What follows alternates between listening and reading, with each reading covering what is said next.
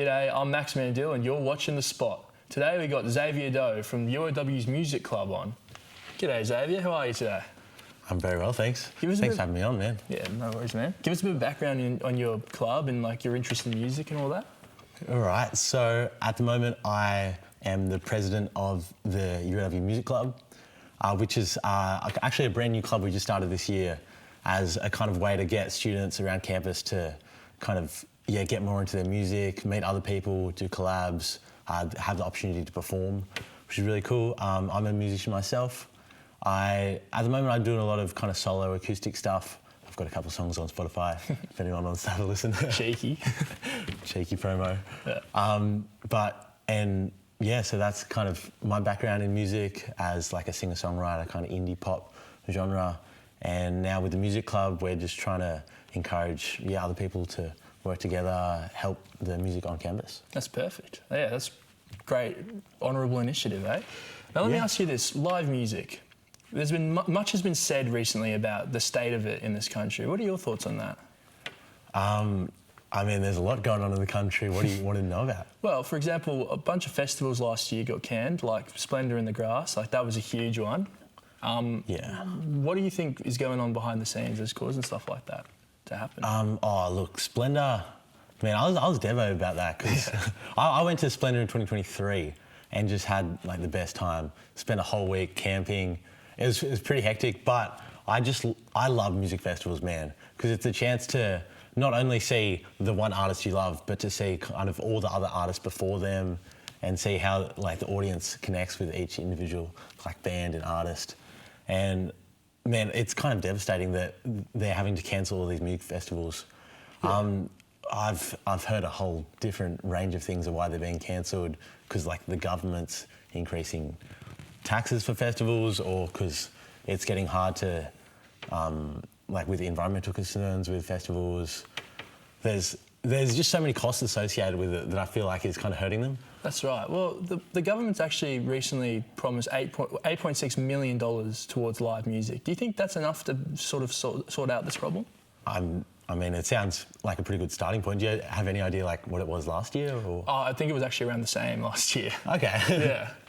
So I guess the question would be, where would that money have to go, in your opinion, for live music to come back as it was or even better than before? Everywhere. Not just music festivals. Obviously, I want a lot of funding into there because that's what I love.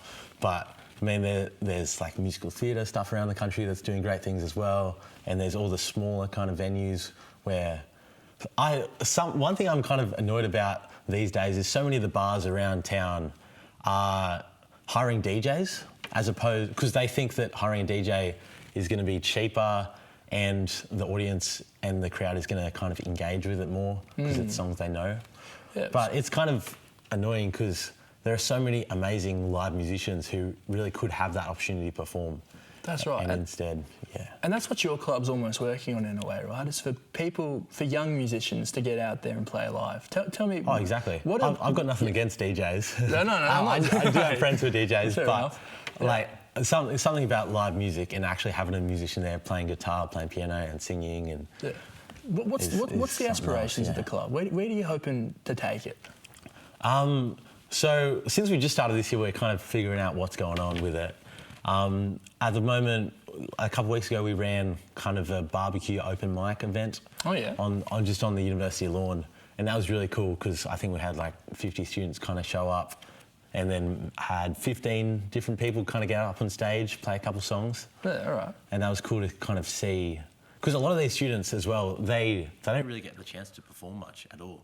They might not be studying music, they could be doing science, medicine, whatever, and just to see them kind of get up, do some songs, kind of learn from that experience is really cool. We've also got, as a music club, we're running some workshops coming up. Right. For like guitar lessons, singing lessons, songwriting stuff. At the end of the year is our big thing. We're going to organise this UOW's Got Talent. Yeah. Okay. So circling back to the workshops, you almost want to try and get people into music rather than just into performing live, eh? Yeah, we're not just looking for experienced musicians. We're looking for just people who are interested in learning an instrument, And then for the people who are like experienced musicians, that's why we got the talent show, for them to like show off and actually get some prizes and stuff. And is there anything else you want to talk about? Just about music? Yeah, about your club, man. Yeah. Well, anyone who hasn't signed up to the club and you're interested in music, definitely sign up.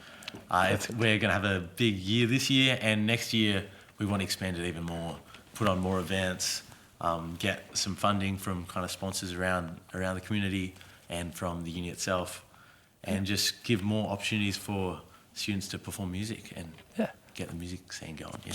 Well, thanks for letting us put you on the spot, Xavier Doe. I've been Max Mandil, and you've been watching The Spot.